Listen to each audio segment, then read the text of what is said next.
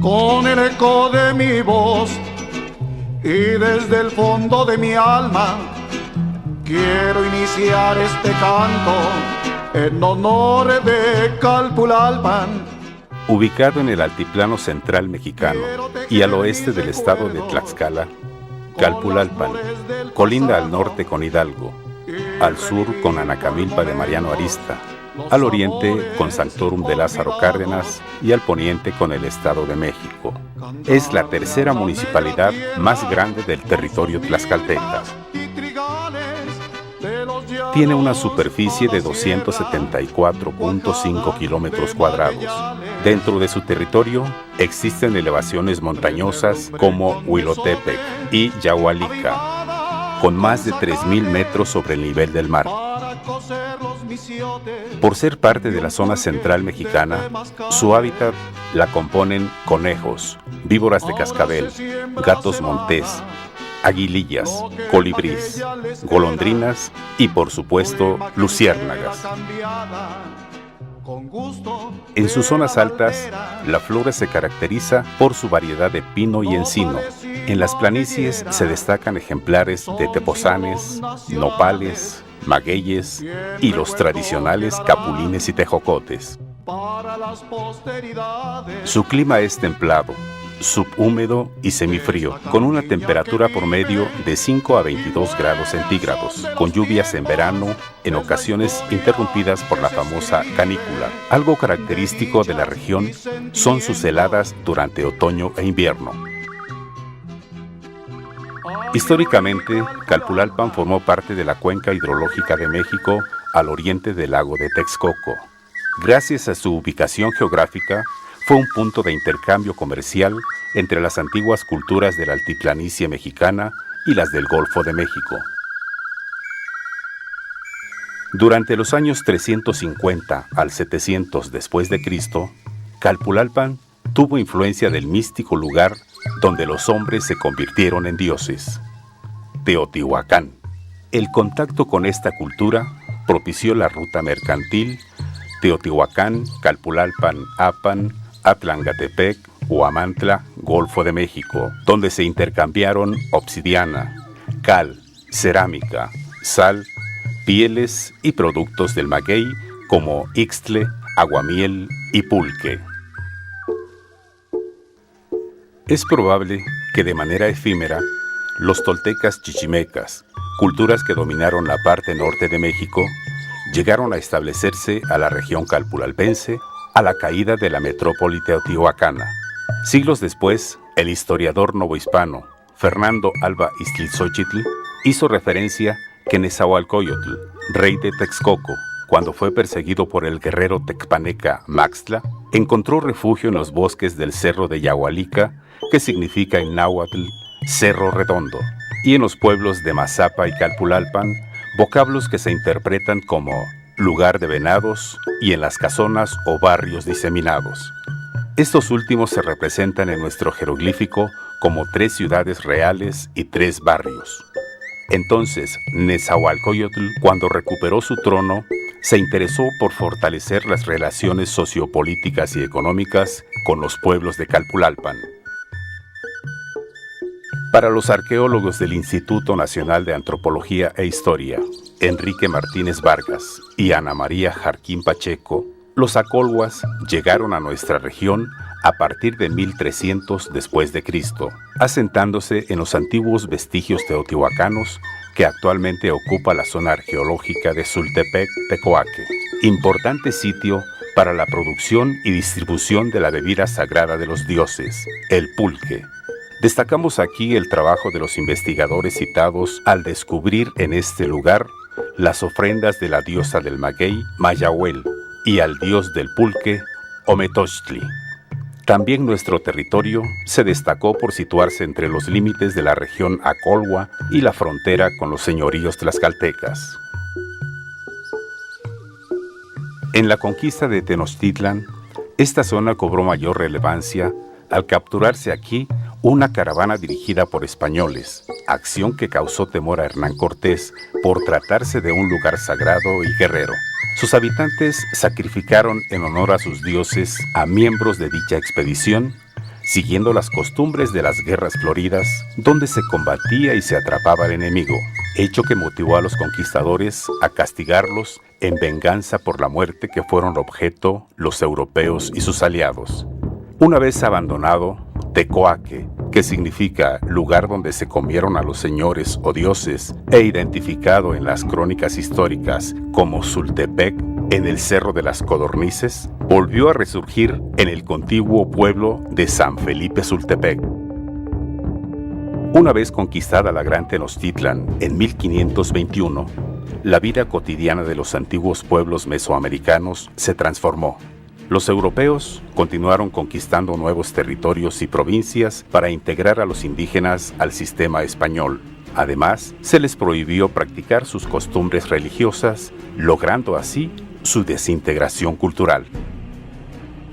A solicitud de Hernán Cortés, llegaron a la Nueva España 3 órdenes mendicantes: franciscanos, dominicos y agustinos. Sus frailes predicaron pobreza, castidad y obediencia. Su propósito, convertir a los indígenas a la religión católica. A partir de 1524, los frailes iniciaron la tarea evangelizadora en los pueblos conquistados. El municipio de Calpulalpan, estando dentro de la zona de los primeros conventos franciscanos edificados a partir de 1525 en nuestro país, como Huejotzingo, Texcoco, Ciudad de México y Tlaxcala, no fue ajeno a la predicación de la Orden de San Francisco de Asís.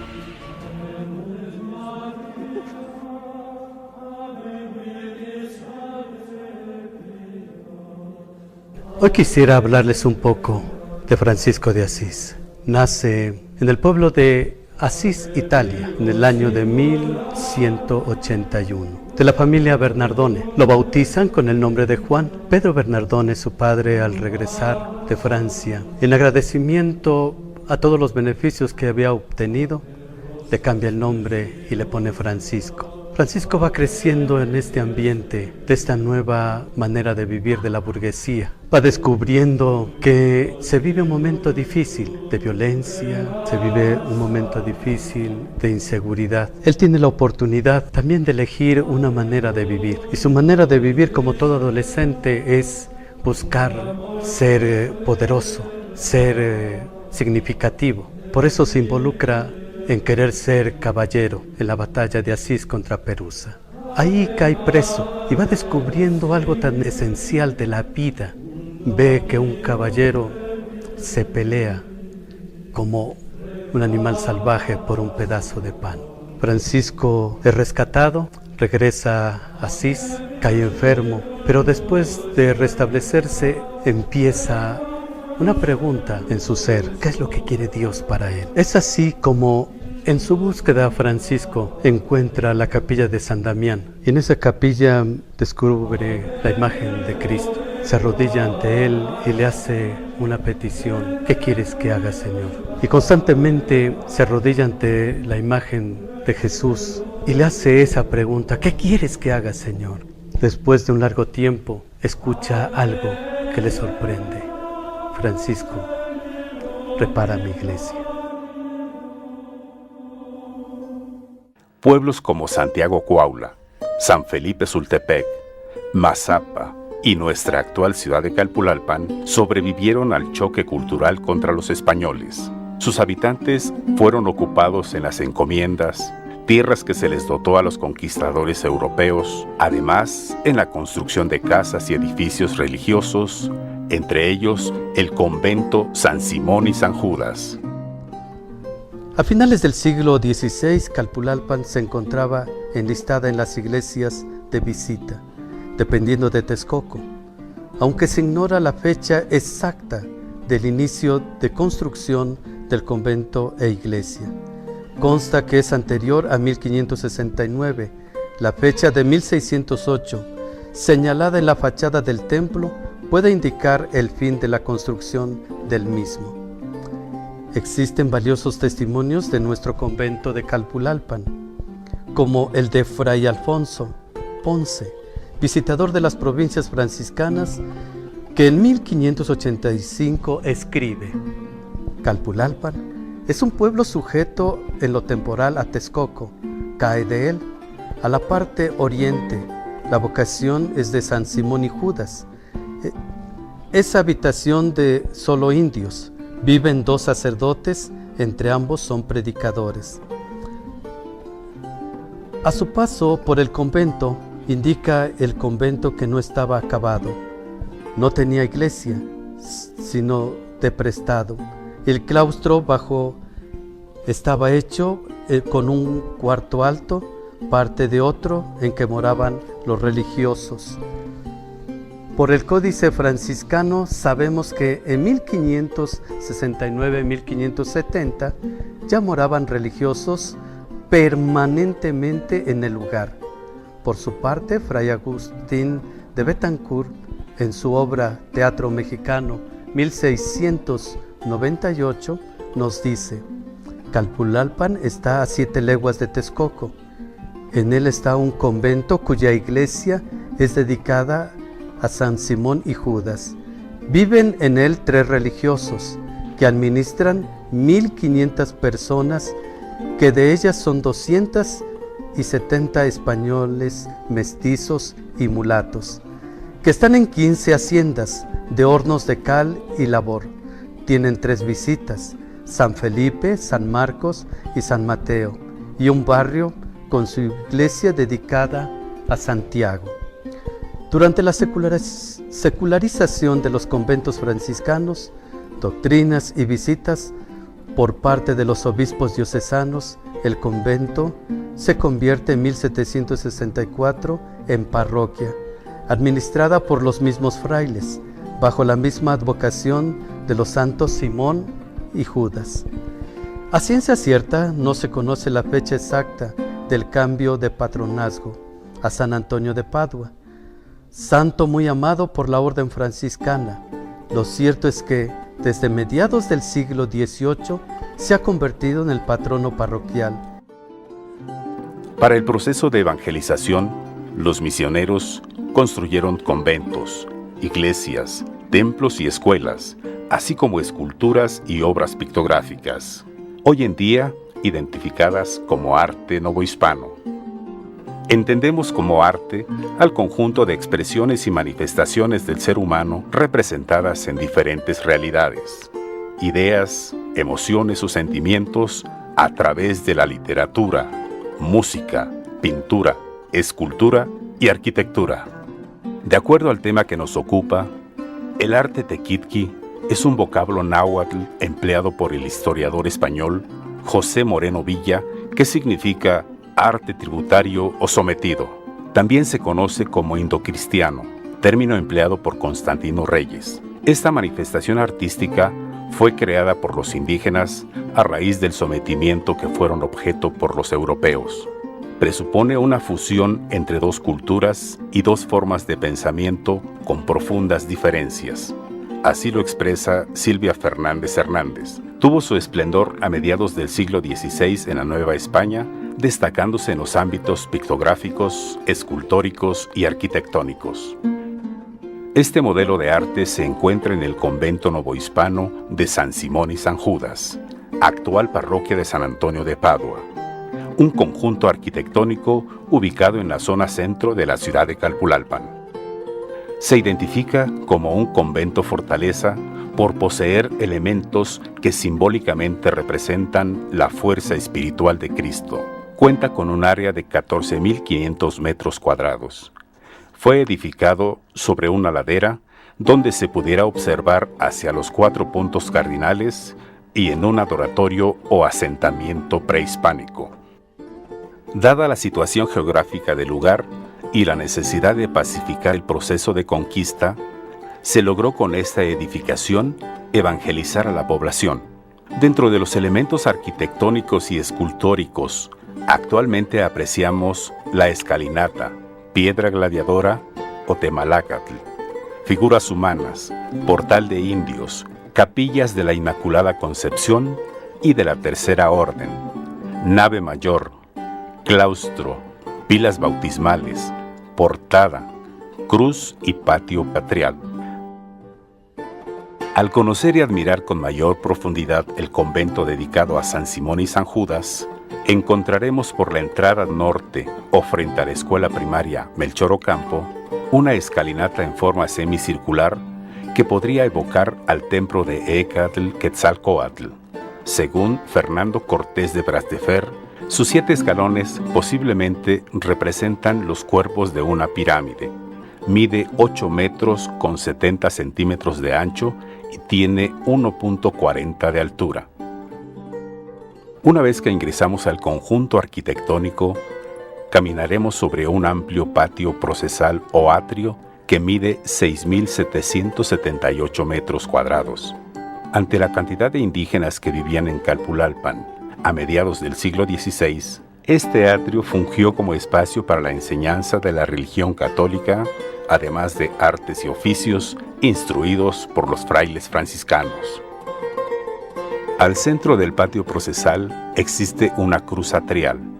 Cuando llegó Hernán Cortés a tierras americanas, lo acompañaban los religiosos Juan Díaz y Bartolomé de Olmedo, quienes predicaron la doctrina cristiana a los indígenas a través de una cruz de madera con la finalidad de desplazar sus deidades prehispánicas. Para la orden franciscana fue relevante construir una cruz dentro del complejo arquitectónico porque significaba el árbol de la vida, donde el fiel ingresaba a la Jerusalén celeste.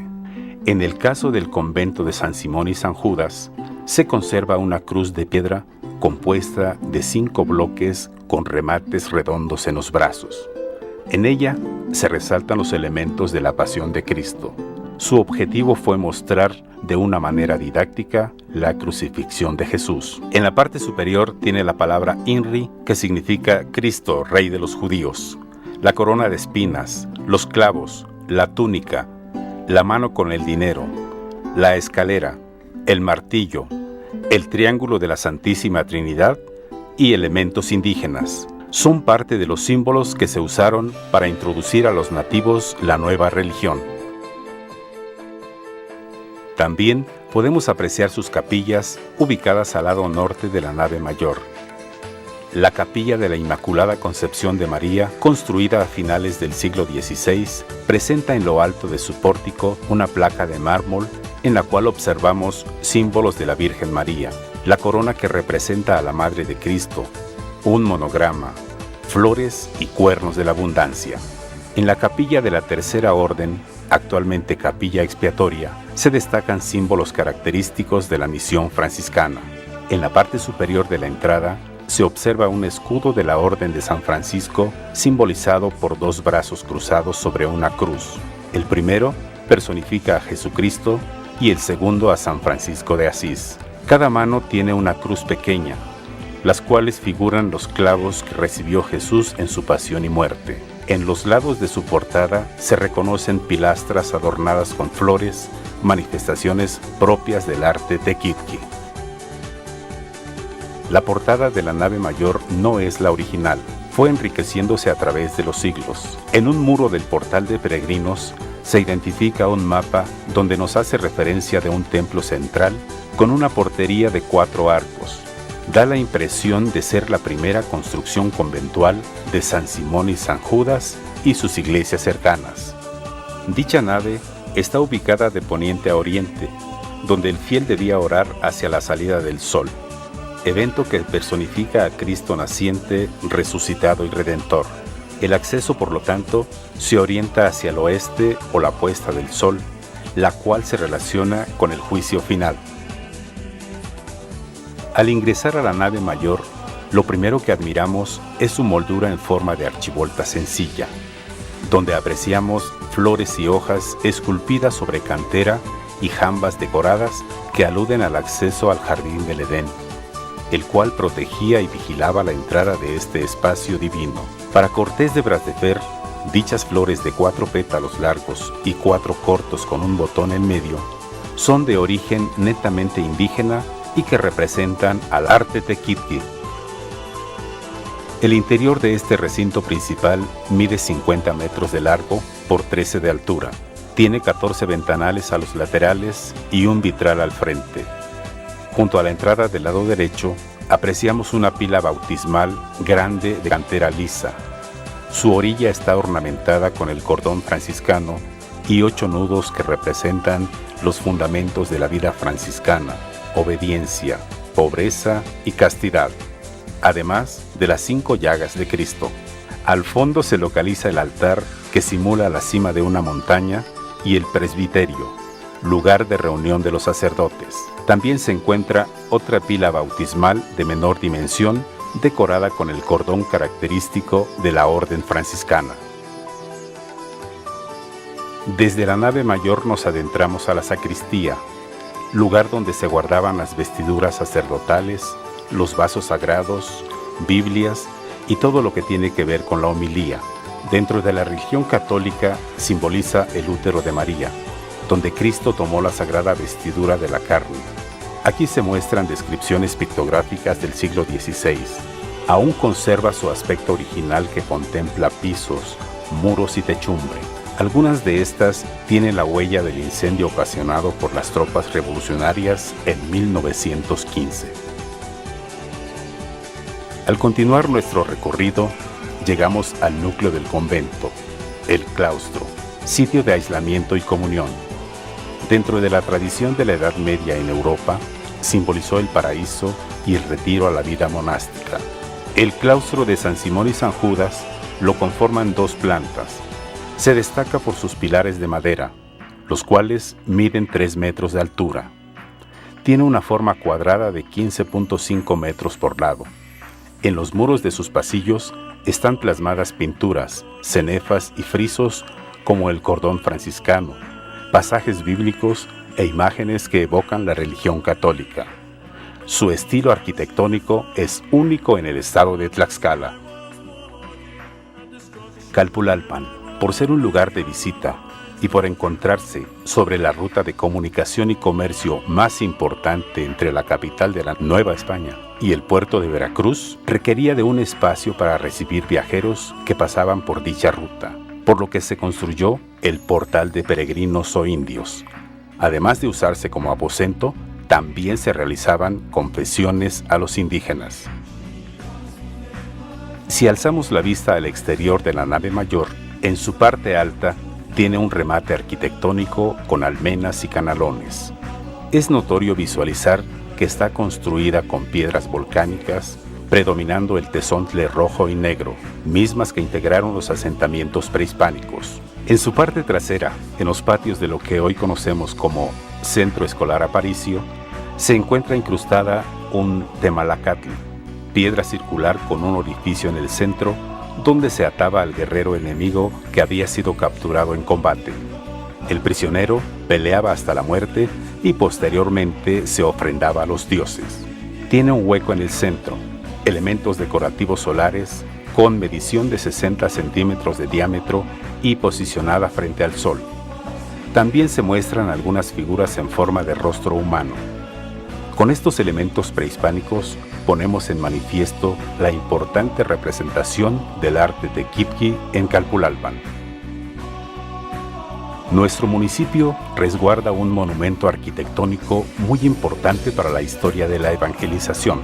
Con el presente trabajo se pretende refrendar el sincretismo cultural que se desarrolló a partir de 1519 y que perdura hoy en día con la manifestación artística impregnada en el convento franciscano San Simón y San Judas, actual parroquia de San Antonio de Padua, evidencia física de nuestra herencia virreinal. Invitamos a la comunidad a que admire, conozca y preserve la riqueza cultural que alberga dicho convento. Esperamos sea de utilidad este video documental para la reflexión de las actuales y futuras generaciones. A su vez, se ponen al descubierto nuevas interrogantes sobre la historia e identidad de Calpulalpan.